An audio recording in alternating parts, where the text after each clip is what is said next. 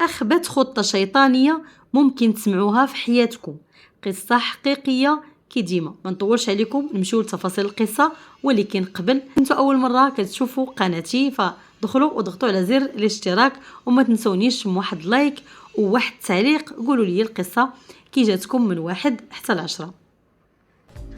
القصة ديالنا وقعت في 2016 في مدينة الخميسات. سعيدة بنت الخميسات اللي كان في عمرها 22 سنة، كانت بنت زوينة بزاف، آية من الجمال، من عائلة ماشي محافظة وناس متدينين ولكن كيعرفوا بينهم وبين الله. عايشة هي وامها وباها وجوج خوتها، اختها صغر منها بواحد عامين، وعندها خوها الصغير اللي عنده 10 سنين.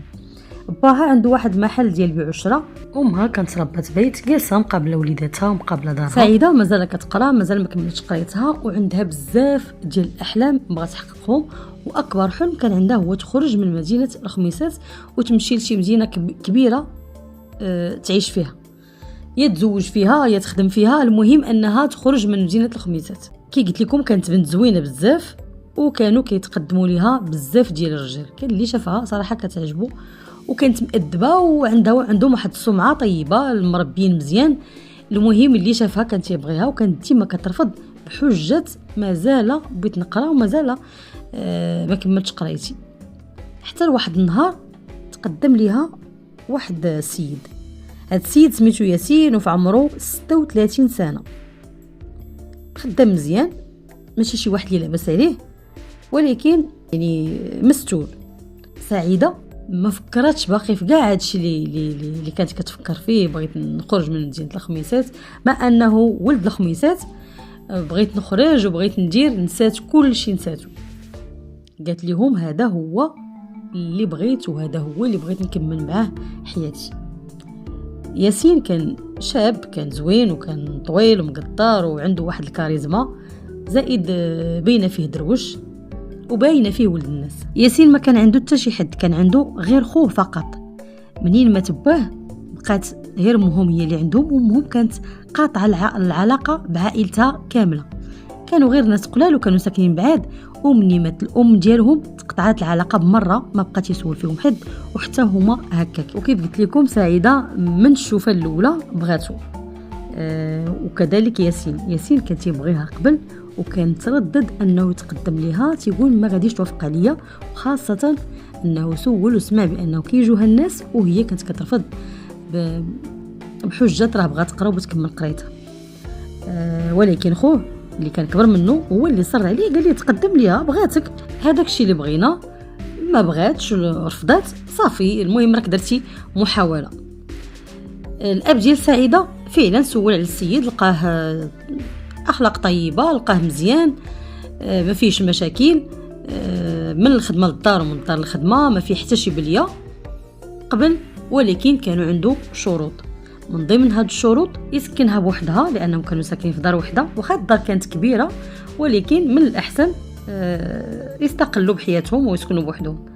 والشرط الثاني هو يكتب ليها 10 المليون مؤخر صداق. ياسين في الاول بدا كيتردد، لان صراحه جاتو 10 المليون في مؤخر صداق جاتو شويه قاصحه، ولكن ملي جلس مع سعيده قنعته.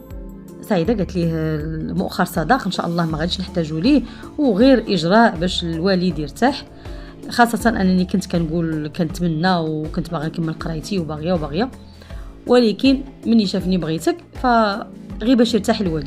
اما بالنسبه للدار فراه ماشي مشكل، غير رهنوا شي بارطما ولا شي حاجه فين نستقلوا فيها، غير ما نبقاوش ساكنين مع خوك فقط، ماشي ضروري نشريو دار باش نسكنوا فيها. وكان بالطبع واكيد هو انني قرايتي راه شي حاجه اللي ضروريه، بغيت نكمل قرايتي. ياسين وافق، ياسين قنعته صراحه سعيده، وحتى هو كان باغيها، يعني كون حطوا لي حتى 20 مليون غير يفكر فيها وعاود يتراجع يقول لهم واخا. دازت الامور مزيانه فعلا، دوزوا الخطبه، دوزوا العرس، كل شيء كان فرحان. تزوجت سعيده، مشات فعلا رهنوا واحد البارطمان في وسط واحد العماره، كانت الامور كلها مزيانه، فرحانه براجلها. كيجيو ديما من الجمعه للجمعه كيجيو يتغداو في الدار، لانه كيقلت لكم ماشي بعاد بزاف، وحتى البارطمان اللي خداو كانت شويه قريبه لدارهم وفي كانوا ساكنين. ولاو صراحه كيتعاملوا مع هذوك الدراري بحال يعني كانوا من افراد العائله. بزاف منين كانوا تيشوف فيهم يتامى وما عندهم حد، واخا هاد يتامى كبيره عليهم شويه، المهم كانوا مقطوعين من شجره ولاو هما في بلاصه عائلتهم، كيتعاملوا معاهم مزيان، كيمشيو لعندهم الاخرين هكذاك. بزاف ملي كيشوفوا بنتهم فرحانه براجلها وكيتعامل معاها مزيان وفعلا كان تيبغيها وتيخرجها ويشري ليها اللي بغات وحاطها يعني في كفوف الراحه كي كنقول. بقاو على هذا الحال تقريبا 1 عامين، حتى لواحد الوقيته بدات كتحس براسها عيانه، بدات ديما ما فياش ما يدير هادي، كتحس بالسخفه، الدوخه، الماكله قليله. مالكي ما عرفتش، هو صراحه فكر انه يمكن حامله، قال لها ياك ما حامله؟ قالت لي لا انا متاكده ما حاملاش. يلا يا الطبيب، لا بلاتي لا تا الغدا، لا واحد النهار ويقول لها شوفي هاد الحاله فاش انت ماشي طبيعيه، غدا الصباح غادي نمشيو لعند الطبيبه وديك الساعه تقول لنا اش عندك. فعلا نهار الاخر مشاو عند الطبيبه، شافتها قالت لها ما عندك حتى حاجه، ما كانتش حامله ولكن ما عندهاش شي حاجه، غير شويه ديال الارهاق، خرجت ليها غير فيتامينات وشي دواء بحال هكا. خدات الدواء، جات تقريبا دوزات واحد 15 يوم، وكاع داكشي اللي قالت لها الطبيبه دارتو، ارتاحت، حتى الماكله ديالها واخا كتبزز عليها ولكن كتحاول تنوع في ماكلتها، ولكن ما كاين حتى شي تغيير، غير ما زايده كتعيا وزايده كتضعف وزايده كتولي ولات في نص حالتها، لدرجه حتى الناس اللي قراب ليها جيرانها ولا حتى عائلتها حتى هما ولا كيسولوا واش شي باس ما كاين.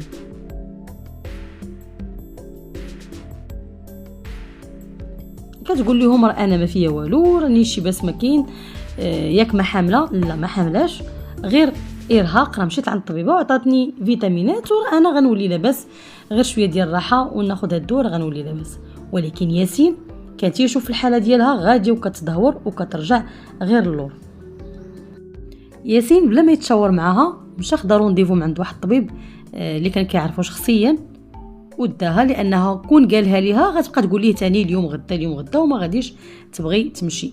وفعلا النهار الاخر مشاو عند الطبيب، منين شافها عطاها تحاليل، قال لها هادو ضروري ديريهم اليوم وغدا ان شاء الله تجيبيهم ليا عاد نقول لك اشنو كاين. حتى ياسين دارت هذوك التحاليل وداها للدار. النهار الاخر ما قدراتش تنوض الصباح، صبحات مريضه، هز هو دوك التحاليل وجابهم للطبيب، قال لها صافي ماشي ضروري انك تمشي، انا غادي نمشي لعنده ونشوف التحاليل اشنو كاين فيهم ونعيط لك ولا نجي نقول لك اشنو كاين. ياسين خدا الراديوات والتحاليل اللي داروا ومشى عند الطبيب. سعيده العشيه كامله كتحاول تتصل بياسين ما كيجاوبهاش، كتصوني عليه والو، واحد شويه كان تليفونه طافي لدرجه تخلعات. ياسين ما جا حتى العشيه تقريبا ديك 6 عاد تم داخل فرحان ضاحك، جيب معاه العشاء، جيب معاه التيسير، وهي مسكينه قلبها في رجليها، قول لي اشنو كاين؟ خلعتيني، كنتصل بك ما كتجاوبنيش. قال لها راه غير ما رديتليش البال وكانت عندي شي خدمه ضروريه ما قدرتش نتفوت عليها ونجي. اشنو قال لك الطبيب؟ قال لها الحمد لله راه ما عندك حتى شي حاجه، راه كيف قالت لك الطبيبه عندك غير نقص في بعض الفيتامينات، غادي تاخذي هذا الدواء هذا ومع شويه ديال الراحه وراكي غتولي بخير وعلى خير. خدات الدواء، دارت كاع داكشي اللي قال لها عاود الطبيب الثاني، ولكن ما كاينش تغيير، غير ما زايده كتضعف وغير ما زايده كتعيا، لدرجه ولات غير ناعسه، ما بقيش قدرت تمشي لا لقرايتها ولا حتى عند عائلتها، ما بقيش كتقدر تمشي. عائلتها حتى هما دارهم تيسولوا واش نتيا ما مشيتيش للطبيب، واش قالت لهم راه قلت لكم مرارا راه مشيت للطبيب وعاود مشيت، راه ما عندي حتى حاجه، عندي غير نقص في بعض الفيتامينات، راه كناخذ الدواء ديالي وانا كنحاول نرتاح وراه غادي نولي لاباس. بقى هذا الوضع تقريبا واحد 2 شهرين وهي على هذا الحال، ديما مسكينه طايحه وديما مريضه. واحد النهار ياسين اتصل بعائله سعيده وقال لهم عافاكم واش ممكن شي حد يجي عند سعيده للدار يمشي معاها لعند الطبيب، راه خديت ليها واحد الرونديفو اخر ديال واحد الطبيب واليوم بالضبط عندي فيه شي خدمه اللي ضروري نمشي، ما نقدرش نخليها تمشي بوحدها. بات سعيده قال لي صافي ماشي مشكل، غير ارتاح وبقى في خدمتك بلا ما تجي على قبلها، حنا راه غادي نديوها للطبيب وملي غادي نساليو راه غادي نديوها معنا للدار، دوز نيت معنا واحد السيمانه. الاب والام ديال سعيده مشاو فعلا عندها للدار، ولكن منين بغاو يدقوا كيلقاو الباب ديال الدار محلول غير مردود. دفعوا الباب كيعيطوا هما داخلين، سعيده فينك سعيده مالكي مخليه الباب محلول، ولكن ملي دخلوا للدار لداخل كيلقاو الدار كلها مقلوبه والحوايج مجبودين، المهم شي حاجه ماشي طبيعيه، وسعيده ما كايناش في الدار. عيطوا حتى ما كاينش ليها الاثار، قلبوا ما كاينش، هما يعيطوا لياسين قالوا ليه يجي دابا راه الدار في واحد الحاله ماشي طبيعيه وسعيده راه ما كايناش. ملي كنصونيو ليها تليفونها كاين في الدار. ياسين تخلع جا تيجري للدار، فعلا الدار ماشي هي هذيك، قلبوا عيط لخوه قال لي يجي عندي للدار دابا راه ما عرفتش اش واقع، سعيده راه ما كايناش وما عرفتش واش سرقه ولا اختطاف ولا ما عرفتش اش واقع. المهم جا خالد خو ياسين جا كيجري دخل الدار، اشنو كيقلبوا شنو كاين شنو، قال لي واش شفتي واش كاين الفلوس كاين الذهب ديالها كاين كلشي، قال لي لا انا بالخلعه ما عرفت ما ندير راه عيطت لك. دخلوا لبيت النعاس وقلبوا واش مازال الذهب ديالها في بلاصتو، ما لقاوش الذهب وحتى شي فلوس كان حاطهم ياسين في الدار ما كاينينش، وهنا يتاكدوا انها كاينه السرقه. الام مسكينه غير سمعت الشفره وهي تطيح على وقفتها. ياسين قال لخوه انت غادي تمشي دير بلاغ عند البوليس، وهو بقى مع نسيبو ونسيبته حتى فاقت، وجر نسيبو قال ليه غادي تمشيو نتوما للدار ترتاحوا. انت كتشوف الام ديال سعيده ما قادراش توقف وزائد مريضه وما جاوش معاها دواها، ارتاحوا في الدار وانا غادي نبقى تنكمل الاجراءات وداكشي اللي كاين راه غادي نشرحه لكم. صراحه في الاول ما بغاوش يمشيو، ولكن الاب مسكين ملي شاف المراه هي مريضه ما قدرش يبقى جالس وعارفها الا وقعت شي حاجه غادي تزاد عليها الحال. ياسين مشى معاهم غير تركبوا ورجع كيجري للدار حتى جاو البوليس وداروا الاجراءات ديالهم ومشاو في حالهم. هز خوه ورجعوا رجع عند نسابو. منين سولوه اشنو وقع واشنو قالوا لكم البوليس، قال لهم ياسين فعلا كاينه السرقه، ولكن قالوا لهم اللي سرق ولا دوك اللي سرقوا داخلين للدار يا اما بالساروت حالين الباب وداخلين، ولا سعيده حلت لهم وتهجموا عليها.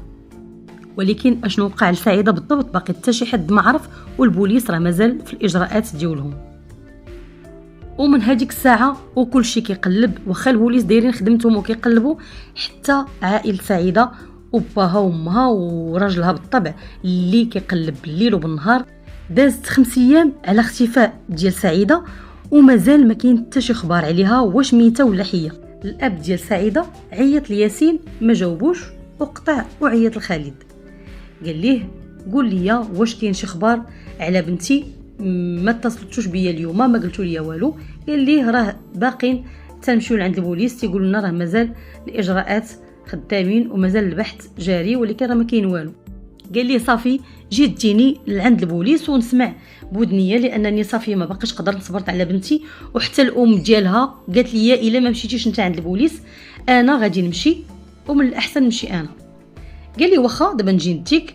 فعلا خالد جا هزو وداه معاه، بقى تيدور به من هنا لهنا واحد شويه وهو يوقف. الاب بقى كيشوف فيه وسولو علاش وقفتي. قال لي بغيت نقول لك شي هضره ولكن تثبت راسك وبلا ما تخلع راه ما كاين والو، غير المهم هادشي اللي غنعاود لك راه هو الصراحه. قال لي خلعتيني قول لي اشنو كاين، بنتي وقعت لها شي حاجه؟ قال لي لا ماشي وقعت لها شي حاجه، ولكن بنتك راه ما تسرقات ما تخطفات ما والو، بنتك هربت. كيفاش بنتي هربت؟ انا حشمت نقول لك اشنو كاين، ولكن بنتك راه هربات مع واحد، وراه حتى خويا راه ما فراسوش هادشي اللي وقع، انا بوحدي اللي فراسي. الاب بدا هنا كيغوات وانا بنتي ما يمكنش دير شي حاجه بحال هادي وبنتي مربيه، ويقول لي غير عمي غير عطيني عقلك وتصنت ليا، راه حتى انا قلت نفس الهضره بحالك. انا راه كنعرفكم مزيان وكنعرف سعيده مربيه وكنعرف هادشي كله، حتى انا قلت نفس الهضره، ولكن غير خليني نعاود لك من الاول حتى الاخر.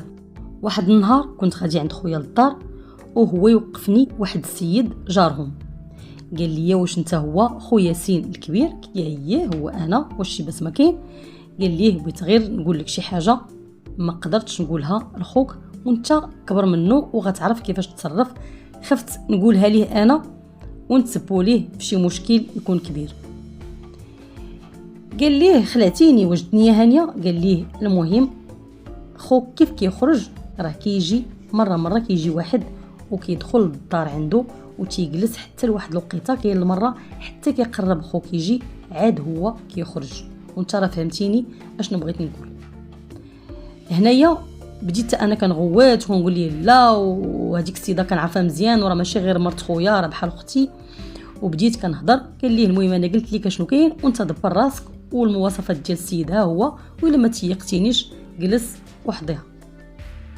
فعلا نهار الاخر جيت مع الصباح وبقيت جالس، صراحه ما بالي حتى شي حد، مشيت فحالي قلت عاد لا مش تراجيم، لربما السيد غير غلط ولا شي حاجه، ولكن الشيطان بقى كيدور بيا. وجيت النهار الاخر حتى هو بقيت جالس حتى لواحد الوقيته وكيبان ليا السيد بالمواصفات اللي عطاني الراجل.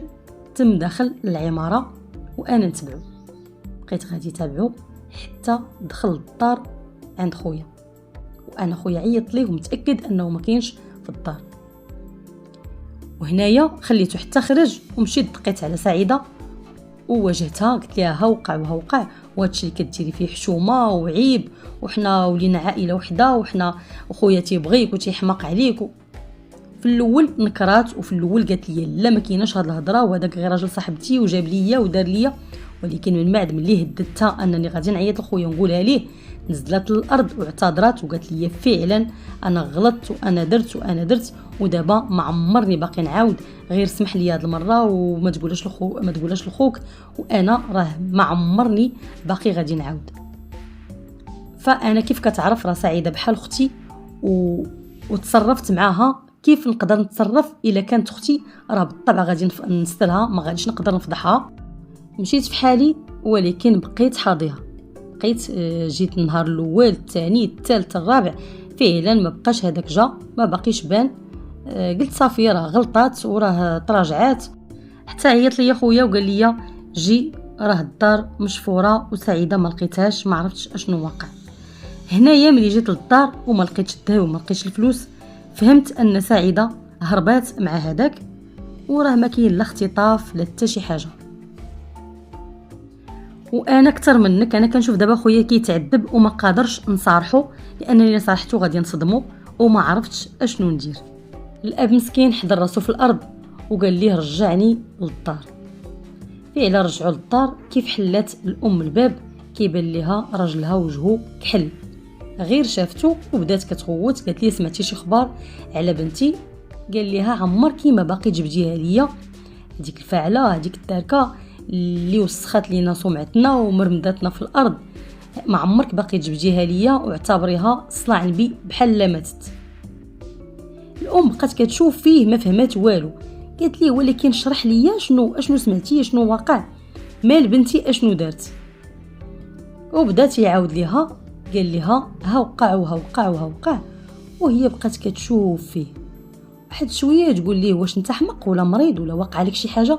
كيفاش بنتك دارت وهاد الهضره انت تيقتيها؟ قال لها في الاول ما تيقتوش، ولكن مني نعاود ليا هاد التفاصيل فعلاش غيكذب عليا؟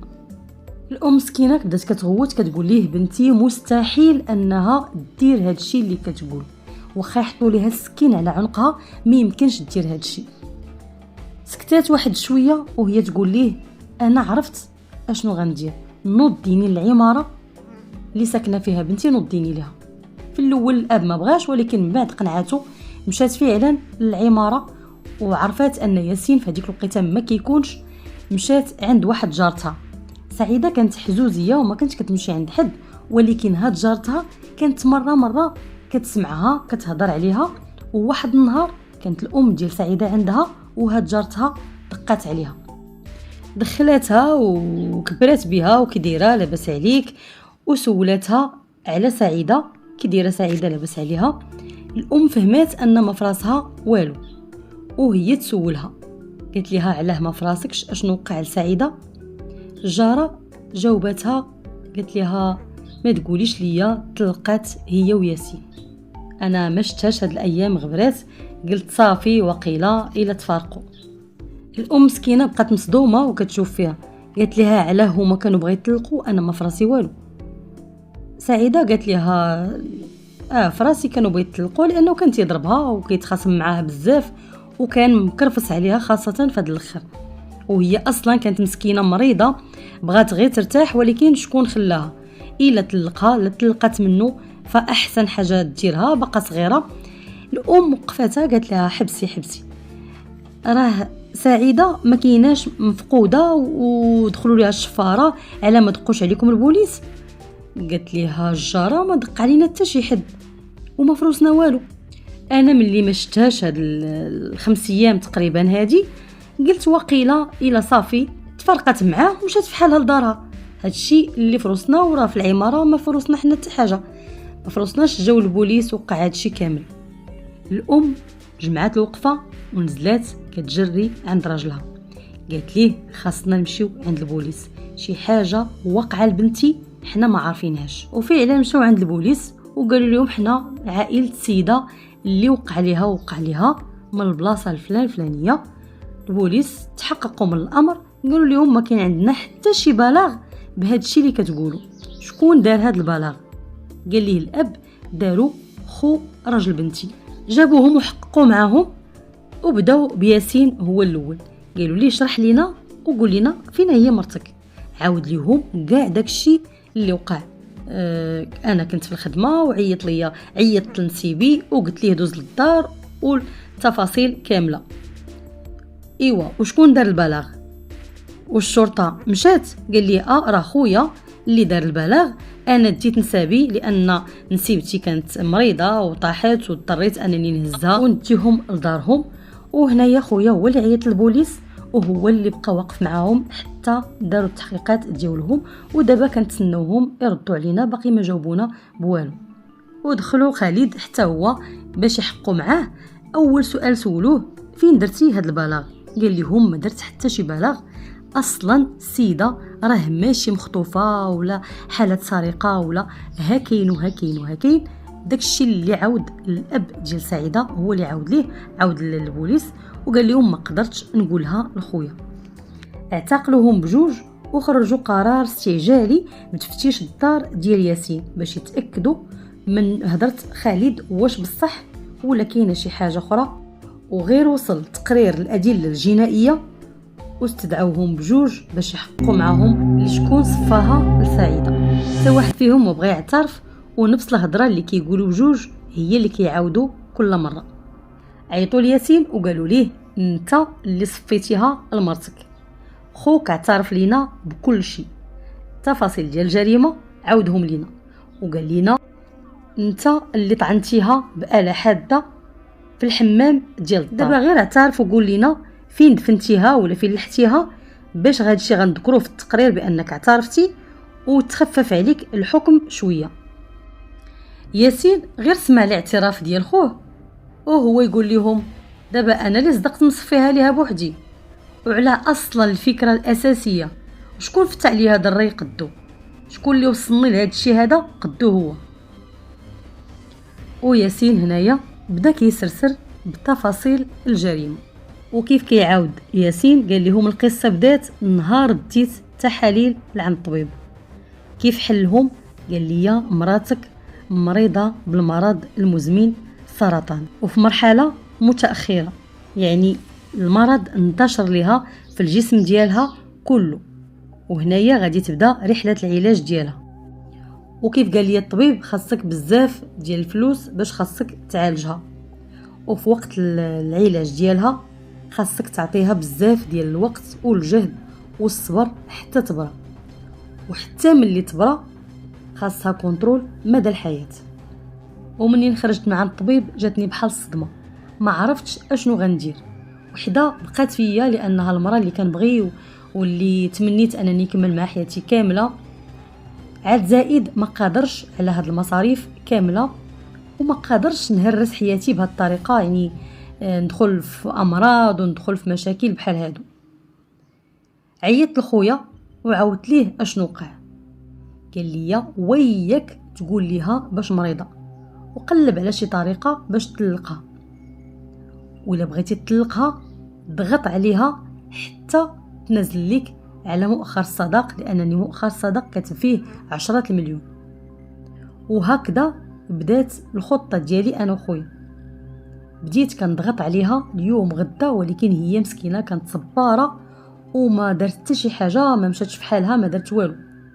حتى لواحد النهار تخاصمت معاها وهزيت عليها يديا ضربتها، طاحت قدامي ما عرفتش ما ندير وانا نعيط لخويا. منين جا خويا قال ليه دابا كي غادي تفيق غتمشي لدارهم اكيد، لانك تكرفستي عليها، وملي غتمشي لدارهم غيهزوها عند الطبيب وغيكتشفوا المرض ديالها، وهنا غيبداو نتا عندك المشاكل. في هاد الوقيته انا ما عقلتش على راسي، بان لي حدايا واحد الشان ديالها، دورتو ليها على عنقها وخنقتها، وهنايا هزها خويا للبينوار حطها في الدوش، ومشى جاب واحد الاله حاده من الكوزينه وبدا كيوجه ليها بعض الطعنات في صدرها وفي كرشها، حتى تاكدنا منها انها صافي مشات عند الله. جلسنا واحد ساعه تقريبا حتى استوعبنا اشنو درنا. هاد الوقيته هادي نظنه درناها في واحد المنطقه وجمعناها في واحد الخنشه وحطيناها وبقينا كنراقبوا حتى عرفنا ما كاين حتى شي حد في العماره وحتى شي حد ما غادي يشوفنا.